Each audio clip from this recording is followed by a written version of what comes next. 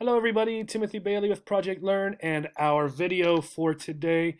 Today we are going to look at likes and dislikes and expressing those. But what are likes and dislikes? Well, they can be either nouns or verbs. So they could be a thing that I like, such as I like dogs, or they could be a verb, an activity that I like to do, such as I like riding my bike. Dislikes then. Dis, the prefix, means not or the opposite. So, these are things, nouns that I don't like, and things, verbs that I don't like to do. For example, here's a little boy and he is swimming. Now the question might be, do you like swimming or do you like to swim? Right? Somebody could ask you either question. They mean the same thing. You might say, yes, I like swimming. So this boy might say, yes, I like swimming. But imagine he wasn't smiling. He might say, no, I don't like to swim. Now, while we can use both of these, the first one here, do you like swimming, with the gerund form of the verb. The gerund, if you'll remember, is the verb with ing being used like a noun.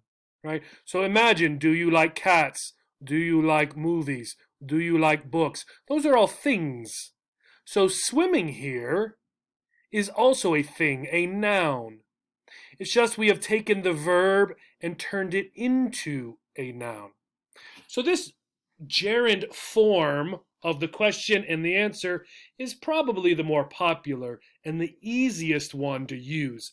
Sometimes when we use the infinitive, which is the preposition plus the base form of the verb, sometimes it's a little bit strange sounding or a little bit more difficult to use.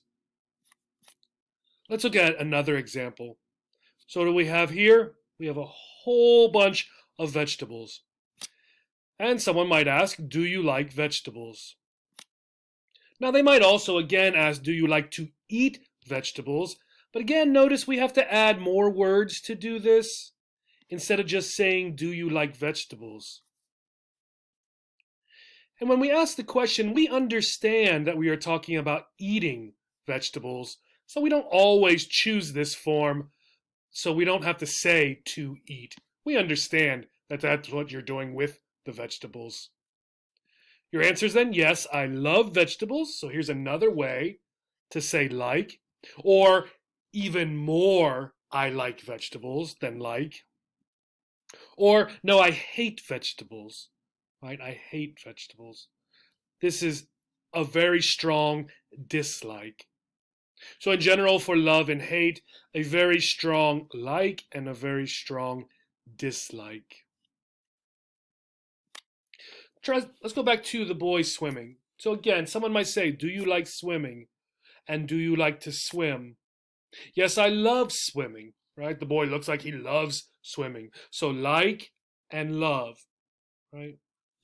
Or again, imagine he's not smiling. He might say, no, I hate to swim, right? So here he can say this, hate, and he can use the infinitive, right? I hate to swim, right? Again, while it sounds and it is grammatically correct, right? The sound of it isn't as familiar as this form, right? Particularly, at least in American English, right? This gerund form is very familiar sounding. We tend to use that more than the infinitive form. Again, more popular. So let's look at some likes, some way to say likes and some ways to say dislikes. We looked at like and dislike. Those are the beginning words. We looked at love and we looked at hate. You might say crazy about. Now notice we've added another word, so we have a verb phrase, not just one word. Anytime we do that, or most of the time when we do that, it changes what we can do and what we can't do with a sentence by adding another word.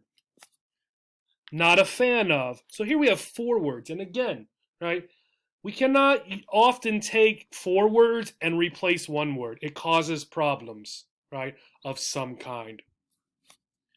Adore or enjoy, right? Enjoy probably the more popular, adore sort of an older, although a perfectly great word to use.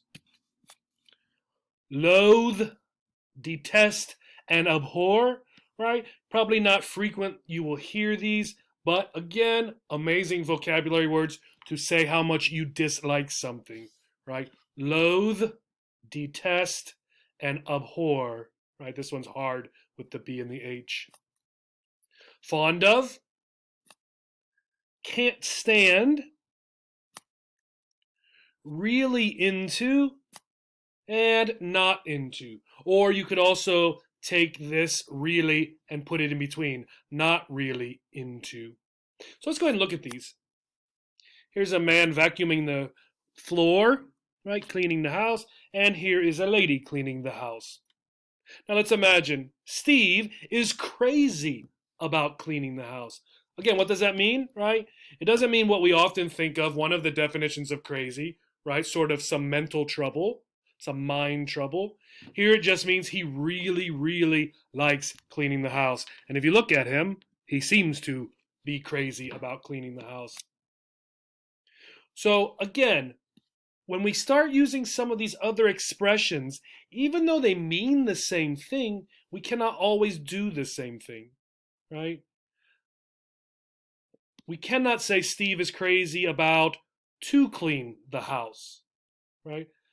Remember, before we could say I like swimming or I like to swim, but here we cannot use the gerund and the infinitive. So this one is a no-no. May is not a fan of cleaning the house, okay? Can't tell really if she doesn't like it or not, but let's pretend May is not a fan of cleaning the house. Again, we cannot say May is not a fan of to clean the house, right? And again, a good clue is often when we add more words, our option, one of them, goes away. Here looks like possibly a father and a son playing video games, and here maybe two brothers or two friends playing video games. Here, if I am one of these people, I might say we, right? I'm using we because I am one of them. I'm either the son or the father. We enjoy playing video games, okay? So we like them, right? Gerund, and then sort of the noun here, video games. We detest playing video games. And again, we cannot say we enjoy to play video games or we detest to play video games. No. For these two verbs, another problem, we cannot use the infinitive.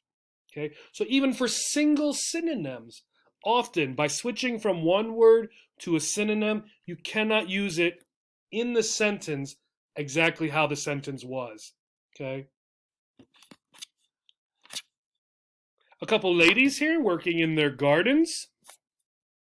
Herbert's grandma can't stand working in the garden.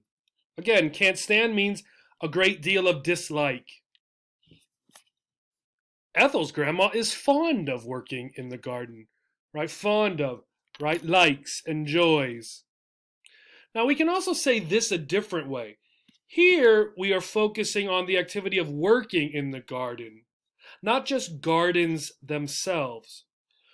So if in your sentence, working isn't really important, you just want to focus on the idea of a garden, you might also say, Herbert's grandma can't stand gardening, or Herbert's grandma can't stand gardens. Now these two have slightly different meanings. The first one, if we say Herbert's grandma can't stand gardening, it means she doesn't like gardening.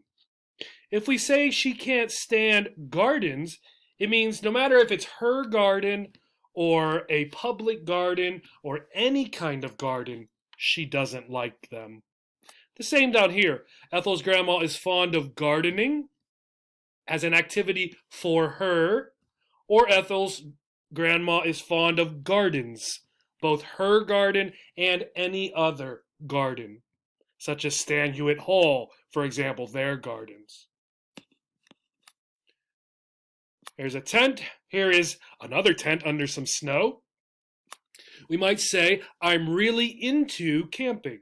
I enjoy it. I like it, right? Perhaps more than like, right? A great deal of like. Now I can add some specific information to clarify, right? Using a negative.